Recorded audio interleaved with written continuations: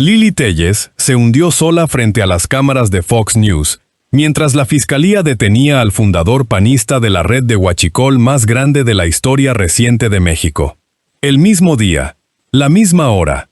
Y si quieres que sigamos abriendo estos casos, cada vez que alguien sale a señalar con el dedo y resulta tener el brazo hasta el codo en lo que señala, suscríbete a este espacio ahora mismo, porque esto apenas empieza y lo que viene es todavía más demoledor.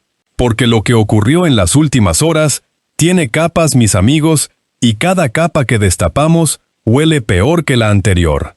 Una senadora que cruza la frontera para hablar mal de su propio país ante una audiencia extranjera. Un exgobernador del PAN, arrestado en Ensenada, por operar una red de contrabando de combustible de escala industrial. Y una oposición entera saliendo a gritar persecución política, mientras los estados de cuenta bancaria contaban en tiempo real una historia completamente distinta. Lo que hace que todo esto sea tan difícil de digerir no es solo la contradicción, es la velocidad con la que colapsó. Porque no pasaron días ni semanas entre el discurso y la realidad, pasaron horas. Mientras Téllez seguía en pantalla construyendo su relato frente a la conductora estadounidense, la orden de aprehensión ya se estaba ejecutando a miles de kilómetros de distancia, en un puerto de Baja California, contra un hombre con credencial del mismo partido que la envió a hacer ese trabajo. Y este espacio va a contar todo lo que pasó, capa por capa, sin saltarse nada, porque los detalles aquí no son adorno, son la prueba. Hay que entender primero quién es Lili Téllez y qué fue a hacer exactamente a ese estudio. No es la primera vez que la senadora sonorense viaja a medios estadounidenses a hablar de México. Lleva meses construyendo una imagen muy concreta ante audiencias que no viven aquí, que no votan aquí y que difícilmente van a verificar lo que ella dice. La imagen es esta: una mujer valiente, rodeada de corrupción, que se atreve a señalar al régimen mientras los demás callan. Esa es la marca. Ese es el producto que vende cada vez que le ponen un micrófono extranjero enfrente. Y funciona bien mientras nadie le haga una pregunta que ella no haya anticipado. El problema de ayer es que alguien sí se la hizo. Y quien quiera seguir viendo cómo se desmonta ese tipo de narrativa, que se suscriba a este espacio, porque los próximos episodios de esto van a ser igualmente contundentes.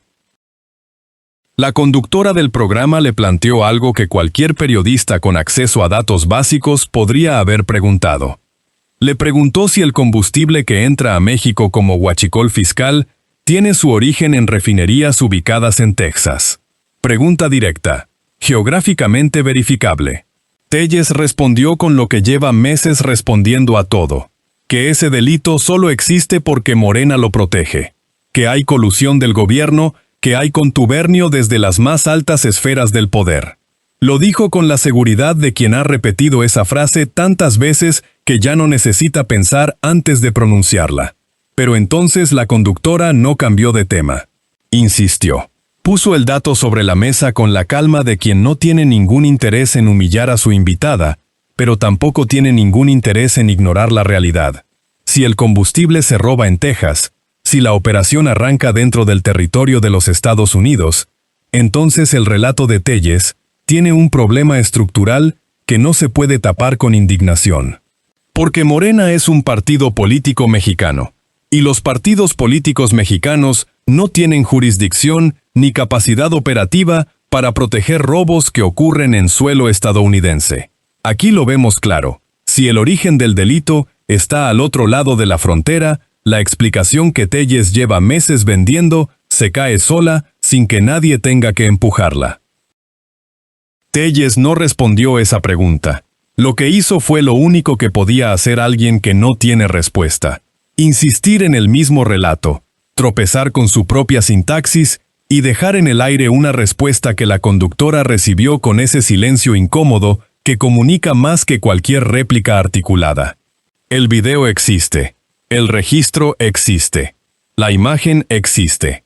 Una senadora de la República Mexicana, elegida para representar a sus ciudadanos, sentada en un estudio de televisión estadounidense, demostrando en tiempo real que no domina los conceptos básicos del fenómeno que dice estar denunciando. No es una interpretación. Es lo que quedó grabado. Y lo que peor resulta de todo eso, mis amigos, es que ese no fue ni siquiera el momento más vergonzoso del día para su partido. Porque mientras ella terminaba de caerse a pedazos frente a las cámaras gringas, la Fiscalía General de la República ya estaba ejecutando algo que iba a cambiar por completo el mapa de este escándalo. Suscríbete a este espacio, porque vamos a ir directamente a eso, y no vas a querer perderte lo que sigue. Para que lo que viene tenga el peso que merece, hay que entender cómo funciona el huachicol fiscal. No el huachicol de ductos, que es el robo directo de gasolina perforando tuberías de Pemex. Este es otro esquema, más sofisticado, más rentable, y mucho más difícil de detectar sin acceso a cruces de información aduanera, ferroviaria y bancaria. El esquema funciona así. Una empresa importa combustible desde refinerías ubicadas en Texas. El producto entra a México en carros tanque de ferrocarril. Pero en la documentación que se presenta en la aduana, esa empresa declara una fracción mínima de lo que realmente transporta. Declara aditivos cuando en realidad transporta gasolina. Declara 10,000 litros cuando los carros van cargados hasta los 110,000 litros. El producto entra sin revisión real, sin pago de los impuestos correspondientes. Se descarga en puntos de conexión llamados espuelas ferroviarias, se transfiere a pipas y tractocamiones y se distribuye por regiones enteras del país como si fuera combustible legalmente importado. El resultado es una evasión fiscal de proporciones industriales que le sustrae al Estado mexicano miles de millones de pesos en impuestos especiales sobre producción y servicios. Eso es huachicol fiscal. Eso es lo que Lili Téllez llevaba semanas señalando como crimen exclusivo de Morena. Eso es lo que el PAN y sus aliados mediáticos habían convertido en el tema central de su ofensiva política contra el gobierno. Y ahora que tienes ese mapa claro en la cabeza, lo que viene va a golpear con exactamente la fuerza que merece. Porque la investigación que lleva más de un año construyéndose dentro de la Fiscalía General de la República, la misma que el PAN y sus medios aliados presumían como prueba de la corrupción de Morena, terminó apuntando hacia una dirección que ninguno de ellos anticipó. Y cuando digo que ninguno lo anticipó, no lo digo como figura retórica. Lo digo porque la velocidad con la que reaccionaron, la desesperación con la que salieron a gritar persecución política en cuanto se conoció la noticia, revela que esto los tomó completamente por sorpresa.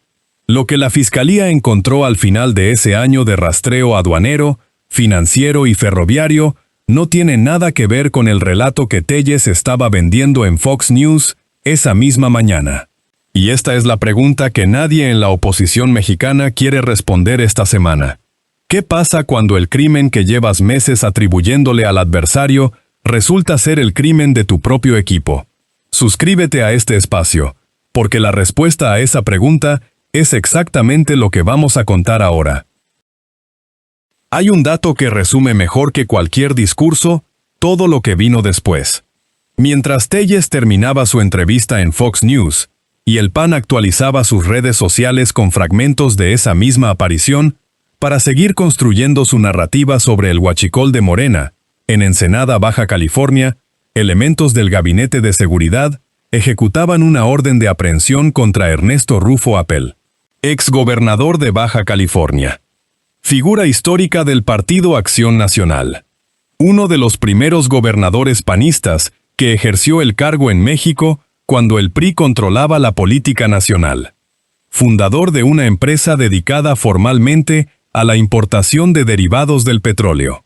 Detenido por delincuencia organizada y contrabando. Los cargos tienen nombre y tienen número. Y los números, mis amigos, no son los números de una persecución política fabricada.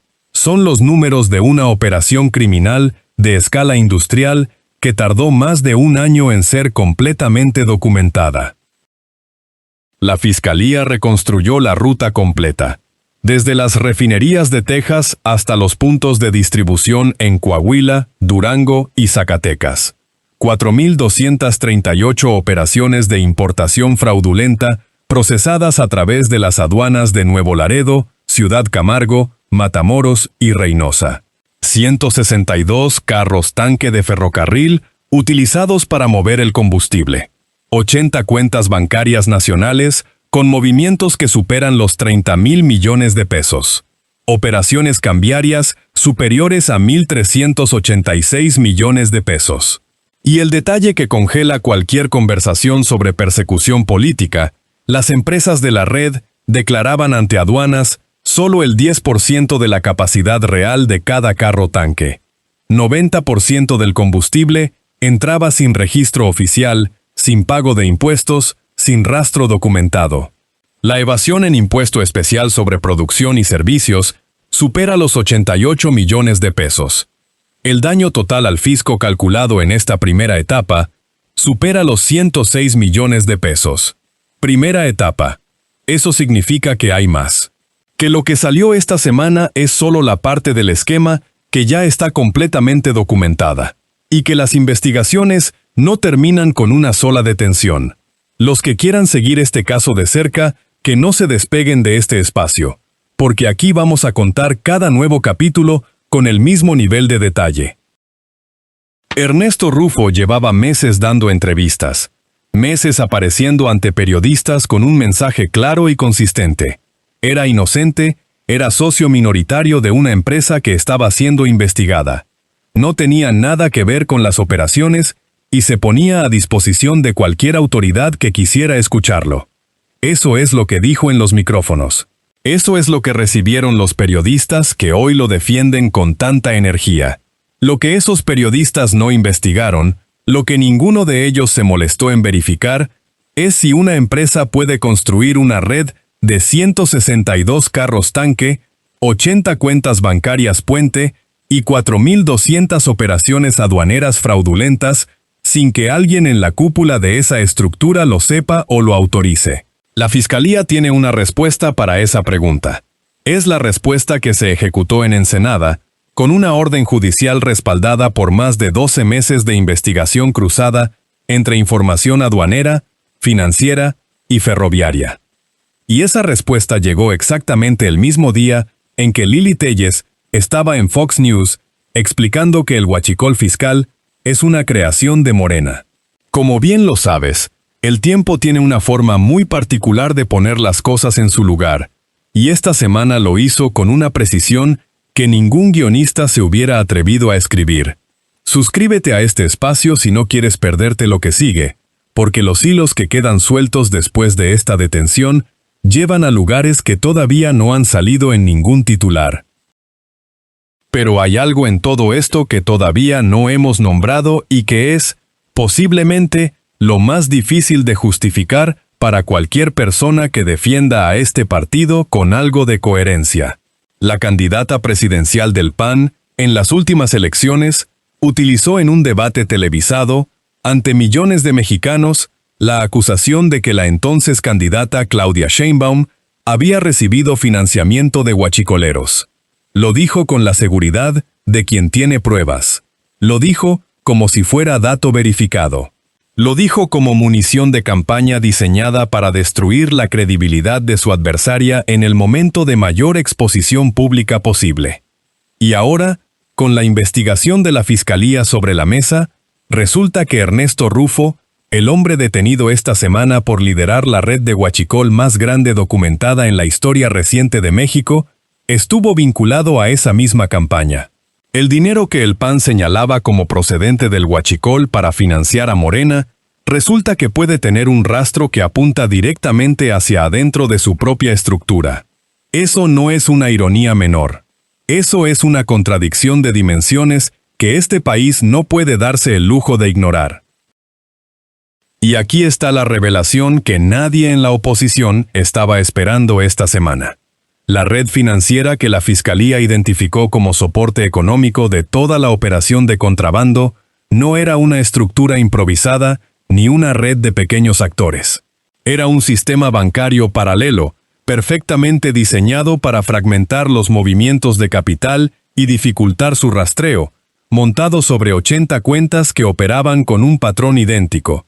Los recursos llegaban, se fragmentaban en transferencias múltiples y salían casi de forma inmediata para evitar que los saldos dejaran rastro. 30,000 millones de pesos circulando a través de ese sistema. 30,000 millones. Y la empresa que estaba en el centro arquitectónico de esa red fue fundada por Ernesto Rufo Appel, el hombre cuya detención el PAN calificó de persecución política, el hombre por quien Guadalupe Acosta Naranjo escribió que su arresto era una infamia. El hombre por quien los grandes medios de comunicación opositores salieron en bloque a reclamar, invocando entrevistas donde él había declarado su inocencia, como si la declaración pública de inocencia fuera evidencia jurídica suficiente.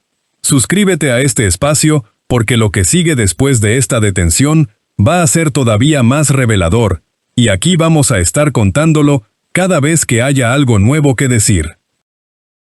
El PAN lleva años construyendo su identidad pública sobre una promesa central. Son el partido de la legalidad. El partido que exige que se aplique la ley, que se desmantelen las redes criminales, que se detenga a quienes operan al margen del Estado. Eso es lo que dicen en cada tribuna. Eso es lo que repiten en cada entrevista. Eso es la base de toda su comunicación política. Esta semana, la ley se aplicó. Se ejecutó una orden de aprehensión respaldada por más de un año de investigación exhaustiva en materia financiera, aduanera y ferroviaria. El resultado debería haber sido exactamente lo que el PAN lleva años pidiendo. Un presunto responsable de una red criminal detenido y puesto a disposición de la justicia para que el proceso siguiera su curso. La respuesta del PAN fue exigir que lo soltaran. Así de limpio quedó el doble discurso. Así de preciso quedó el contraste entre el partido que exige justicia cuando la justicia señala al adversario y el partido que grita persecución cuando la justicia llega a su propia puerta. No hay forma de defender esa posición con coherencia. No existe el argumento que cierre esa brecha. Y sin embargo, sus voceros lo intentaron. Sus medios aliados lo intentaron. Y la imagen que dejaron al intentarlo es exactamente la imagen que define todo lo que hemos contado en este guión. Los medios que esta semana salieron a defender a Rufo son los mismos que durante meses utilizaron el tema del huachicol como principal munición contra el gobierno de Morena. Los mismos que le dieron cobertura sin verificación a Lili Téllez cada vez que fue a una televisora estadounidense a hablar mal de México. Los mismos que reprodujeron la acusación de huachicoleros de Xóchitl Gálvez en campaña sin preguntarse si tenía respaldo documental. Y como esta semana lo vimos con total claridad, esos mismos medios recibieron los números de la Fiscalía, los leyeron, los vieron y decidieron que la mejor respuesta era seguir hablando de persecución política. 15.299.830 litros de combustible no declarados. 4.238 operaciones aduaneras fraudulentas, 30,000 millones en movimientos bancarios con patrones propios del lavado de dinero. Ese es el expediente. Esa es la investigación. Y mientras esos medios seguían construyendo su defensa, la Fiscalía seguía sumando folios al caso. Porque esto no termina con una detención. Nunca termina con una sola detención cuando la red tiene la escala que tiene esta.